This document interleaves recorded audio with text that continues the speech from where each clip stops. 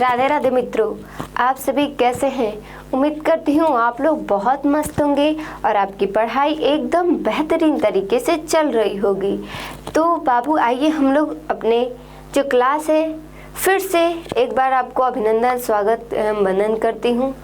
और आप सभी जुड़ गए हैं फिजिक्स पढ़ना प्लेटफॉर्म पे और मैं राधा मिस आप सभी को पढ़ाने वाली हूँ सबसे बेहतरीन चैप्टर, और जिसका हम लोग अगली क्लास में कर चुके हैं और आज हम बढ़ाते हैं। ठीक है, आज के क्लास के बाद आप कभी नहीं कहिएगा कि हम ऑब्जेक्टिव में थोड़ा भी वीक हैं, क्योंकि जितना भी ये क्लास हो रहा है ना बाबू, सारा का सारा जो क्लास हो रहा है वो डायरेक्ट आपके एग्जाम में लड़ने वाला क्वेश्चन लाया है।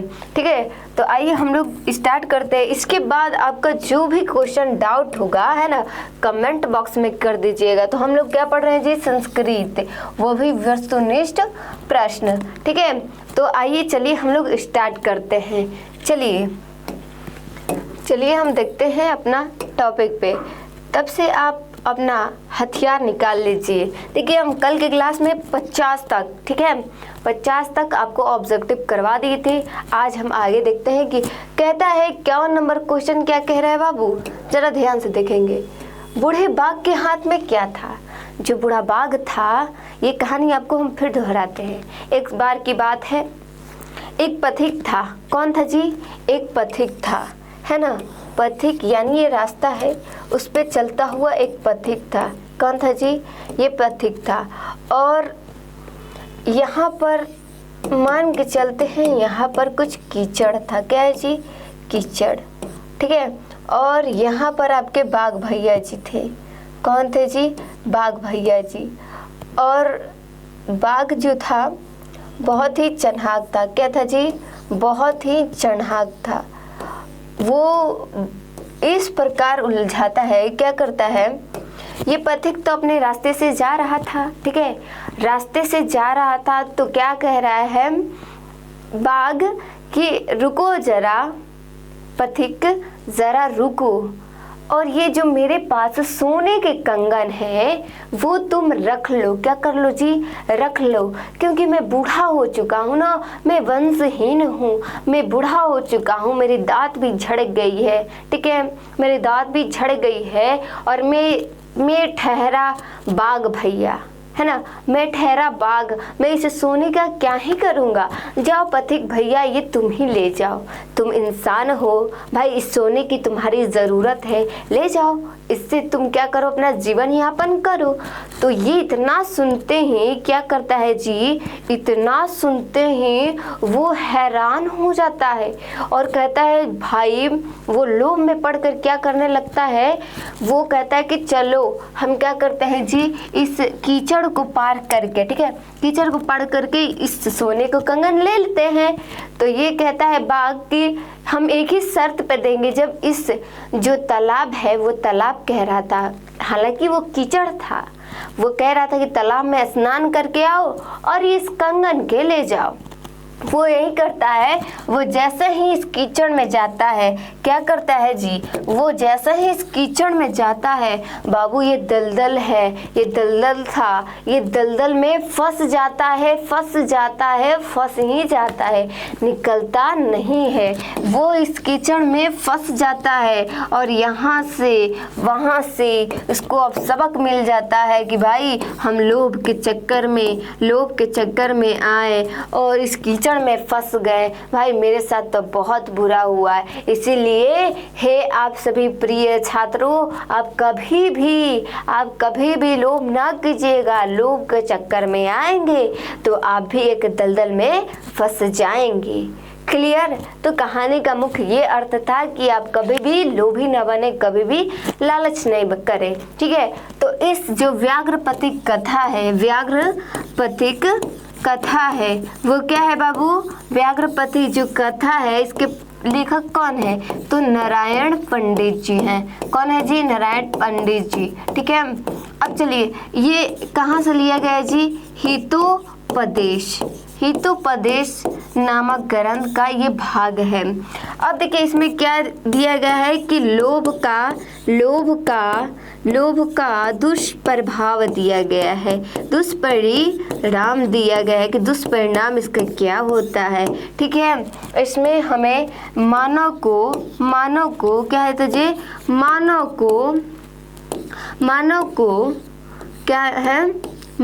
को क्या दिया है जी, खुद को मानव को क्या एक प्रेरक कहानी है। कैसा है जी, प्रेरक कहानी है। क्लियर, ठीक है। इसमें किसका मुख्य पात्र है जी, ये मुख्य पात्र इसमें कौन है, तो मुख्य पात्र है एक बाघ भैया है और एक पथिक जी है, पथिक है। और किसके पीछे का कहानी है जी, ये सोने के कंगन का है कहानी। कैसा है कहानी, ये सोने का कंगन की कहानी है। तो मोटा मोटी हम समझ चुके हैं कि ये जितने भी कहानी है उतना इसके बीच से पूछने वाला है आपको कहानी। और ये एक प्रकार की जो कहानी है, कैसा है बाबू, ये एक प्रकार की ऐसी कहानी है जिसमें हमें लोभ के दुष्प्रभाव का, दुष्परिणाम का मतलब समझाया गया है कि हमें कभी भी लोभ के चक्कर में नहीं पड़ना चाहिए, जो है उसमें खुश होना चाहिए। ठीक है, जितना भी है उसमें ही खुशी रहना चाहिए। चलिए, क्लियर हो गया आपको, ये कहानी एकदम पूरा अच्छे तरीके से आपको समझ में आ गया होगा। इस कहानी का आप यहाँ पर बता भी सकते हैं कि इसका राइट आंसर क्या होगा। देखिए बाबू, क्या है कि बूढ़े बाघ के हाथ में क्या था जी, हम आपको बताए हैं कि बूढ़े बाघ के हाथ में क्या था, बूढ़े के बाघ के हाथ में सोने के कंगन था। कैसा कंगन था जी, सोने का कंगन था। तो यहाँ पर राइट आंसर क्या हो जाएगा, सोने का कंगन। क्लियर, चलिए हम आगे क्वेश्चन देखते हैं। समझ गए आप लोग, चलिए हम आगे क्वेश्चन देख लेते हैं बाबू। क्या है, देखिए व्याघ्रपति कथा पाठ में किसके दुष्परिणाम का वर्णन किया गया है। हम आपको बताया है ना किसका परिणाम किया गया है, आप लोग बता सकते हैं ना, अभी कहानी आपको समझाया। इसका राइट आंसर क्या होगा जी, लोभ के दुष्प्रभाव का वर्णन किया गया है, यानी बताया गया है। क्लियर है आपको। चलिए हम आगे देखते हैं क्वेश्चन, आगे हम क्या दिया गया है। देखिए आगे हम देखते हैं क्या दिया गया है बाबू। देखिए आगे क्वेश्चन दिया गया है कि व्याघ्रपति कथा पाठ में किसके लिए कैंते शब्द का प्रयोग किया गया है। देखिए बाबू, कैंते शब्द का प्रयोग यानी कुंती का पुत्र कौन हो सकता है जी, कुंती पुत्र कौन है। कैंते कहने का मतलब है कि कुंती के पुत्र, कुंती के सभी पुत्र। तो यहाँ पर होगा अर्जुन। कुंती के पुत्र कौन थे जी, हालांकि युधिष्ठिर भी है। कहीं कहीं आंसर ये देता है, क्या देता है, युधिष्ठिर देता है, और कहीं कहीं देता है अर्जुन। हम यहाँ पर बताना चाहते हैं कि जब भी ये जो कथा था व्याघ्रपति कथा, इसमें अर्जुन और कर्ण की बात की गई थी, है ना। हम आपको क्लियर कर रहे हैं कि अर्जुन और कर्ण की बात की गई थी, यहाँ पर युधिष्ठिर की बात नहीं की गई थी। तो जो चैप्टर में दिया गया है नाम, हम उसका ही ना वर्णन करेंगे, उसका ही ना हम आंसर देंगे। तो इसका राइट आंसर क्या हो जाएगा जी, हम दे देंगे अर्जुन। ठीक है, कहीं कहीं युधिष्ठिर देता है, परंतु हम देखेंगे सबसे पहले जो आ रहा है हम अर्जुन पर ही टिक करेंगे। ठीक है, अर्जुन कर्ण के अलावा आता है, अर्जुन कर्ण उस ऑप्शन में नहीं रहता है, तो हम डालेंगे युधिष्ठिर। क्लियर, चलिए आगे हम देखते हैं क्या दिया है कि व्याघ्रपति कथा में कुत्रतव कर्णम किसके कथन है जी। कुत्रतव कर्णम किसका कथन है, ये कहता है भाई ये कुत्र मतलब ये कंगन है जो तुम ले जाओ, बाघ जी कहते हैं। कौन कहते हैं जी, बाघ जी कहते हैं। इसका राइट आंसर होगा बाघ, है ना बाबू। चलिए देखिए व्याघ्रपति कथा में दान धर्म के चरंतु भवान किसके कथन है जी, कि दान धर्मादिकम चरतु भवान, ये किसका आंसर है जी। इसका राइट आंसर धार्मिक होगा, पथिक होगा, बाघ होगा कि लेखक होगा, आप बताइए जी किसका होगा। तो ये धार्मिक होता है, धार्मिक बोलता है ना, कहता है कि आप दान पुण्य करेंगे तो क्या होगा जी, दान पुण्य करेंगे तो आप क्या हो जाएगा जी, आप धार्मिक कहलाएंगे। आप दान पुण्य कीजिए, किसको जी, बाघ को कहता है। क्लियर है ना। चलिए क्लियर है आपको। आगे हम क्वेश्चन देखते हैं, फटाफट हम अगला क्वेश्चन देखते हैं। आइए देखिए यहाँ पर बताया गया है कि व्याघ्रपति कथा क्या है, व्याघ्रपथिक, यहाँ होगा पथिक, है ना, यहाँ होगा क्या होगा बाबू, यहाँ पर होगा व्याघ्र पथिक कथा का।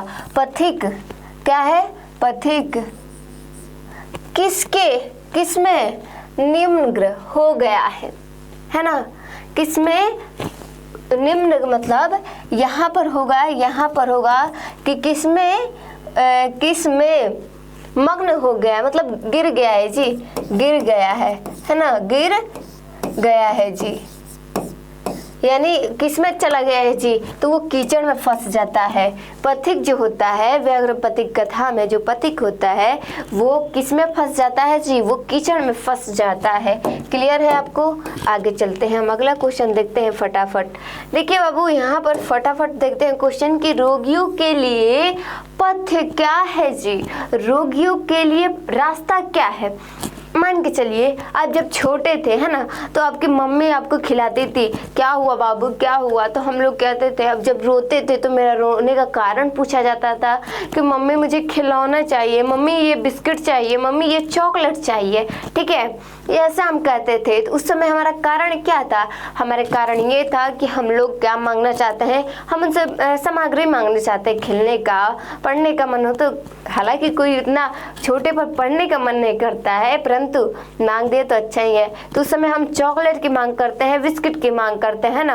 अब जब हम बीमार हो जाते हैं तो मम्मी किसकी मांग करती है, यदि सुनते हो इसकी दवा ला दो, ठीक है, मम्मी बोलती है पापा से, ठीक है, तो पापा उसका दवा लेते हैं। तो आप एक प्रकार की रोगी है, तो उस समय आपको क्या चाहिए, चॉकलेट चाहिए। चॉकलेट से बुखार या कोई भी रोग खत्म नहीं ना होगा, तो उस समय आपको दवा की आवश्यकता होती है। तो यहाँ पर राइट आंसर क्या होगा कि रोगियों के लिए जो पथ है वो क्या है, तो वो दवा है। भोजन क्या, उस समय भोजन ठीक लगेगा, जब आपकी स्वास्थ्य ही ठीक नहीं रहेगा तो उस समय भोजन क्या ही ठीक लग सकता है।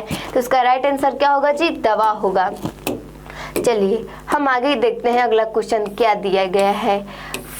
58 नंबर देखिए जी, ये बहुत ही इंपॉर्टेंट क्वेश्चन है। हालांकि आपको बता दें कि ये बोर्ड एग्जाम में पूछा हुआ क्वेश्चन है कि मैं वंशहीन हूँ, मैं वंशहीन हूँ, मेरा वंश नहीं है। ये किसने कहा था, किसने कहा था, हम आपको कहानी में बताए थे, वो बाघ भैया कहे थे, है ना, बाघ भैया कहे थे कि मैं वंशहीन हूँ, ये ले जाओ, ये ले जाओ, मैं पहले बहुत पापी था और इसके कारण ये हुआ कि मेरा सारा जो वंश था सारा खत्म हो गया, मेरी पत्नी, मेरे बच्चे जितने भी थे वो सारे के सारे क्या हो गए जी, मार डाले गए, क्योंकि हम दुष्कर्म किए थे, हम किसी का बच्चा खाए थे, किसी के माता पिता मतलब खा गए थे।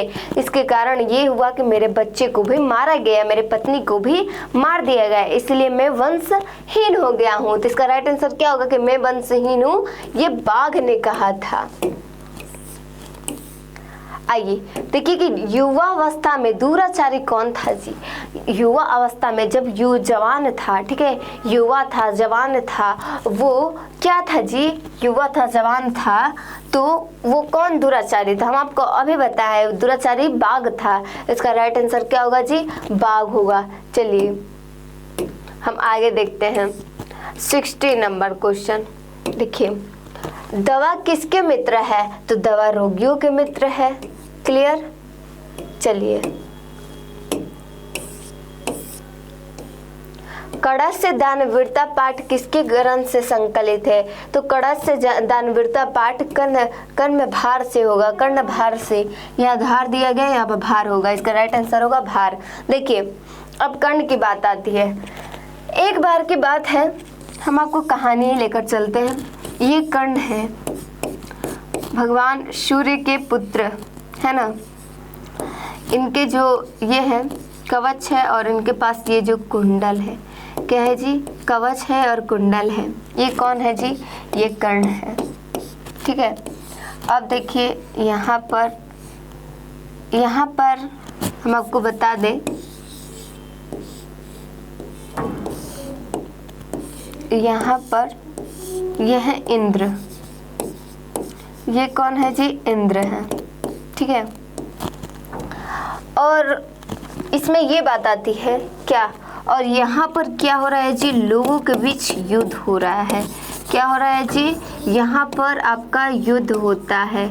क्या होता है जी, युद्ध होता है। सभी लोग मारे जा रहे हैं, क्या है, खुद में लड़े जा रहे हैं। किसके लिए जी, हालांकि जो अभी इस समय में लड़ाइयाँ हो रही है परिवारों के बीच, वो किसके बीच किस लिए होता है, तो वो होता है ज़मीन जायदाद के लिए। एक तरफ क्या हो रहा है जी, महाभारत का युद्ध हो रहा है। महाभारत का भारत का युद्ध हो रहा है। क्या हो रहा है जी, युद्ध हो रहा है। ठीक है, ये कहानी उस समय की है जब महाभारत की युद्ध हो रही थी। तत्पश्चात देखे जी, ये ब्राह्मण के भेष लेकर कौन जी, ब्राह्मण के भेष लेकर, शक्र के भेष लेकर कौन जी, ये इंद्र भगवान अपने अर्जुन पुत्र की रक्षा करने के लिए वो क्या ले लेते हैं जी, ले लेते हैं ब्राह्मण के भेष ले लेते हैं, शक्र के भेष लेते हैं और कर्ण के पास चले जाते हैं। क्या जी, छल पूर्वक उनका कवच और कुंडल लेने। ठीक है, वो क्या कहते हैं कि वो फर्स्ट बार जाते हैं कर्ण के पास, तो वो बोलते हैं कि जाते हैं तो कर्ण जी बोलते हैं नमस्कार, प्रणाम करते हैं। अब ब्राह्मण जी हैं तो उनको प्रणाम करना उनका दायित्व था। हालांकि कर्ण बहुत अच्छे थे। ठीक है, वो क्या किए कि प्रणाम करते हैं, वो इंद्र कुछ मांग करते हैं कि आप भिक्षा दे दीजिए हमको, क्योंकि ब्राह्मण है भाई, भिक्षा बनता है। हमारे घर भी ब्राह्मण आते हैं, भिक्षुक आते हैं, तो उनको भिक्षा दी जाती है। तो पहले भी परंपरा यही थी। तो वो बोलते हैं कि हाँ, हम आपको क्या दे सकते हैं। तो वो बोले इंद्र जी कि सुनो कर्ण, हमें आप भिक्षा दो। तो ये बोलते हैं कि हम आपको 1000 हाथी देते हैं, गाय देते हैं, घोड़े देते हैं, सोने चांदी देते हैं। तो ये बोलते हैं नहीं चाहिए कर्ण, मुझे नहीं चाहिए। जो इंद्र थे बोल रहे हैं कि मुझे नहीं चाहिए कर्ण, मुझे नहीं चाहिए।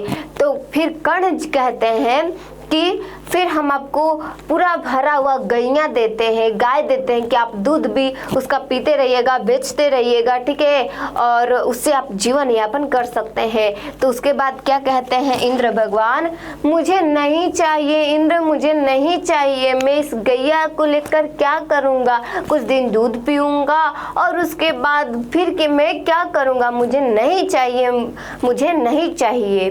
फिर इनके मन में आ गया कि नहीं, मुझसे छल होने का है तो क्या ही करता हूँ, एक बार मेरा जीवन रहेगा। जैसे कि हम बता दें कि एक बार मेरा जीवन मिला है, ठीक है, और वो ऐसे भी जाने वाला है। हम जानते हैं कि हमारा मृत्यु होगा ही होगा, ये किसी रोका नहीं है। तो वैसे ही वो बोला है कि मेरे पास कवच और कुंडल है, तो एक बार मुझसे जाने ही वाला है, हम जानते ही हैं, तो क्यों नहीं हम इसको दान कर दूं, क्योंकि दान दिया हुआ कभी भी व्यर्थ नहीं जाता है। तो वो जान गए। तो वो इंद्र को कहते हैं ठीक है, हम आपका मन में सोचते हैं कि ठीक है, ये हमसे छल करने आए हैं, तो हम इनकी मनोकामना पूरा करते हैं और अपना कवच और कुंडल इनको दान दे देते हैं। उसके बाद ये इंद्र खुश हो जाते हैं और इस प्रकार महाभारत की युद्ध लड़ने गए हैं कर्ण, उनकी मृत्यु हो जाती है। ठीक है, तो ये कुल मिलाकर कहानी है। इसमें बताया गया है कि किस प्रकार कर्ण के उनके द्वारा दिया गया दान, वो दान नहीं महादान था, क्योंकि उनके शरीर से निकालने पर पूरा उनके शरीर से रक्त की धाराएं बह रही थी। ये उनका बड़कपन है, उनका बहुत ही भावनात्मक पूर्ण उनका विश्वास और लगन था ऐसे दान देने के लिए, इसलिए वो दे देते हैं।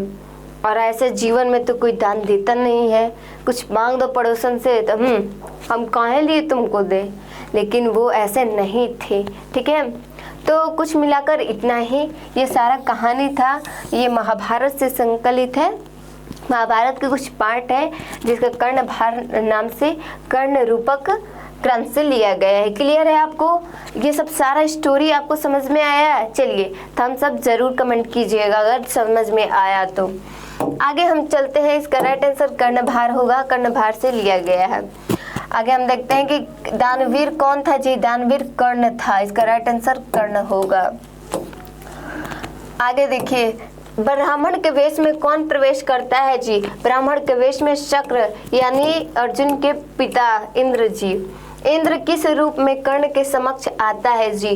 ब्राह्मण के वेश में इंद्र के समक्ष आता है। अब देखिए भवंतमेव नमस्कार किसके कथन है जी? कर्ण के कथन है। भवंतो यानी आपका नमस्कार करते हैं वो बोलते हैं कौन जी? कर्ण भगवान कर्ण जी बोलते हैं। अगला क्वेश्चन है कि कड़ा से दानवीरता पाठ में अविहा अविहा किसकी युक्ति है जी? शक्र की, कर्ण की, शल्य की, अर्जुन की? ये आप लोग कमेंट बॉक्स में आपको हम होमवर्क दे देते हैं, ठीक है, होमवर्क दे देते हैं। आप लोग भी जरा कमेंट कीजिए, बैठे बैठे देखना नहीं चाहिए, आप मेरे साथ चलिए। इसका राइट आंसर आप लोग स्वयं देंगे, कमेंट बॉक्स में अवश्य लिखिएगा, ठीक है।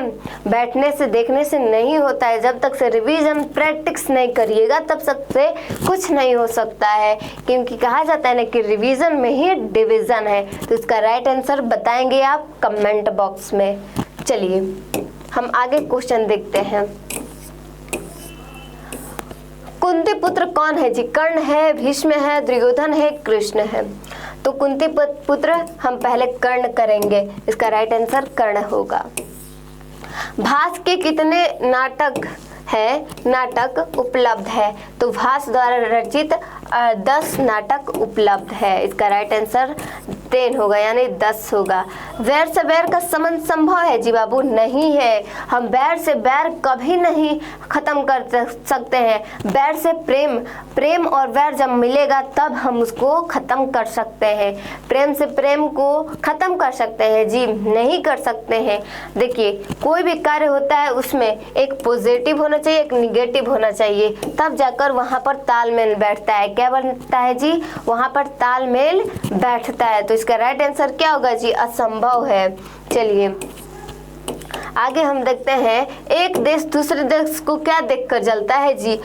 एक देश दूसरे देश के उत्कर्ष को देखकर, ठीक है, उत्कर्ष को, उत्कर्ष नहीं होगा, अपकर्ष होगा, ठीक है, उसके उन्नति को देखकर जलता रहता है। चलिए परपीड़न किसके लिए होता है जी? पुण्य के लिए, पाप के लिए, नाश के लिए, धर्म के लिए? तो परपीड़न किसके लिए होता है? परपीड़न किसके लिए होता है? आप जरा कमेंट कीजिए कि परपीड़न किसके लिए होता है, ठीक है। चलिए हम आगे देखते हैं। देखिए दुख का विषय क्या है जी? आजकल दुख का विषय क्या है जी? दुख का विषय क्या है? भ्रांति है, शांति है, अशांति है, क्रांति है। तो इस समय दुख का कारण है अशांति। हमारे जो परिवार, हमारे जो फैमिली है, हमारे जो देश है, कंट्री है, जो हमारे पूरे जितने भी देश है उसमें अशांति फैली हुई है। तो इसका राइट आंसर क्या होगा जी? अशांति। क्लियर? चलिए हम आगे देखते हैं कि ईर्ष्या और असहिष्णुता क्या है जी? असहिष्णुता किसको उत्पन्न करती है जी? अशांति को। ईर्ष्या और असहिष्णुता अशांति को प्रदान करती है। अवीर करुणा और मैत्री भाव से उत्पत्ति क्या होती है जी? अशांति उत्पत्ति होती है, अशांति की उत्पत्ति होती है। इसका राइट आंसर होगा अशांति के। चलिए हम आगे देखते हैं कि अपने और पराये की गणना कौन करता है जी? संकुचित हृदय वाला करेगा। ये मेरा है, ये तुम्हारा है, दिस इज माई पेन, मैं नहीं दे सकती हूँ तुमको, ये कौन कहेगा? संकुचित, जिसका हृदय इतना छोटा होता है ना वो कहता है। जिसका बड़ा और होता है समुद्र की तरह तो वो बोलता है भाई मेरे पास डबल है तो एक तुम भी ले लो ना, लो तुम भी यूज कर लो। तो वो हुआ बड़ा हृदय वाला, ठीक है। और संकुचित इतना छोटा है, उसके पास इतना सारा भी दे दीजिएगा ना उसके लिए कम ही लगेगा, क्योंकि उसके पास हृदय ही कम है, छोटा है, तो क्या ही रख सकता है इतना बड़ा। चलिए आगे हम देखते हैं कि शत्रुता को कौन बढ़ाता है जी? स्वार्थ बढ़ाता है, परमार्थ बढ़ाता है, परोपकार, अहिंसा। इसका राइट आंसर होगा स्वार्थ, कि जो शत्रुता है वो स्वार्थ बढ़ाता है। ये देखिए परपेंडर से क्या होता है, हम आपको बताए ना जी, आत्म का क्या होता है जी? आत्मनाश होता है। देखिए इसका राइट आंसर आत्मनाश होता है। चलिए आगे हम देखते हैं कि आज मानवता के विनाश का भय किससे है? मानवता का विनाश का भय है विश्व विध्वंसक अस्त्रों से।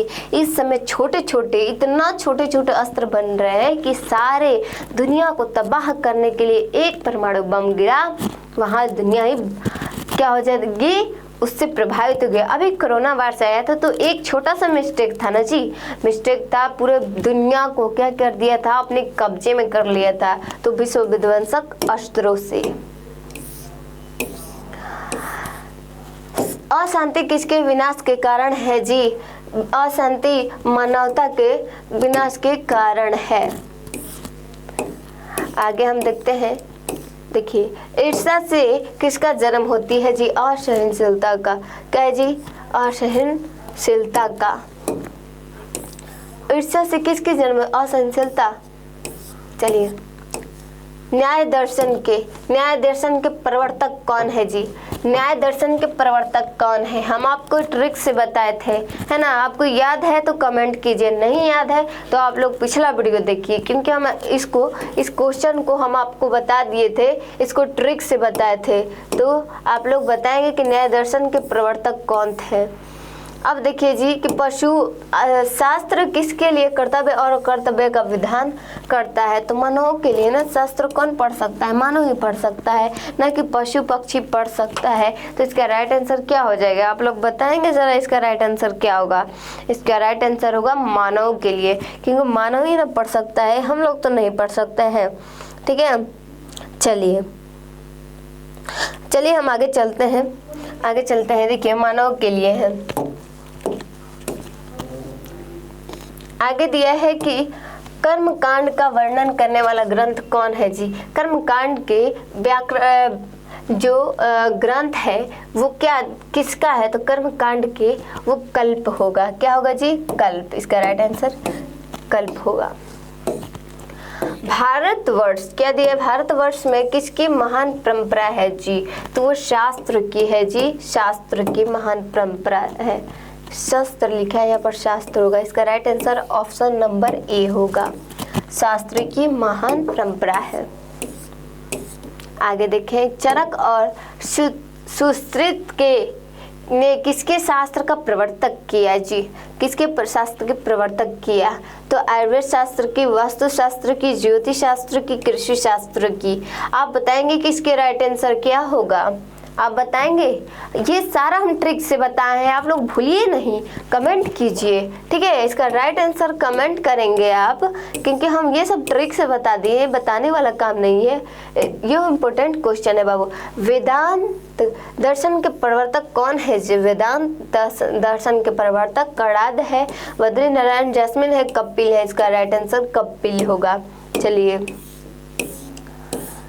कृषि विज्ञान के प्रवर्तक आचार्य कौन है जी? ब्राह्मी है, आर्यभट्ट है, परमर्श है कि पिंगल है? आप लोग बताएंगे जरा, कौन है कि कृषि विज्ञान के प्रवर्तक आचार्य कौन है? पता है बाबू आपको कि कृषि विज्ञान के प्रवर्तक कौन है? ठीक है, चलिए, Amazon.in के अनुसार इसका राइट आंसर होगा पराशर। इसका राइट आंसर होगा कृषि विज्ञान के प्रवर्तक पराशर है। योग दर्शन के प्रवर्तक, देखिए अब योग दर्शन के प्रवर्तक कौन है? योग दर्शन के प्रवर्तक हो जाएंगे पतंजलि। इसका राइट आंसर होगा पतंजलि। चलिए हम आगे देखते हैं क्वेश्चन। शास्त्र किसके द्वारा रचित है जी? हम रच सकते हैं नहीं ना? इसका राइट आंसर होगा कि ऋषियों के द्वारा। इसका राइट आंसर होगा ऋषियों के द्वारा। जितने भी शास्त्र है वो ऋषियों के दे। निरुक्त के रचयिता कौन है? निरुक्त के रचयिता कौन है जी? निरुक्त के रचयिता कौन है? लगध, यास्क, गौतम, पराशर। आप बताएंगे इसके शिक्षक। ज्ञान के शासक कौन है जी? ज्ञान के शासक शास्त्र है। इसका राइट आंसर होगा शास्त्र। आगे हम देखते हैं। शिक्षा क्या बोध कराता है जी? काल को, उच्चारण क्रिया को, स्वर को, समास को। ये रहा आपका लास्ट और आखिरी क्वेश्चन, जो कि आप लोग कमेंट बॉक्स में बताइएगा इसका राइट आंसर क्या होगा। तब तक के लिए आपको best of luck. Radhe Radhe.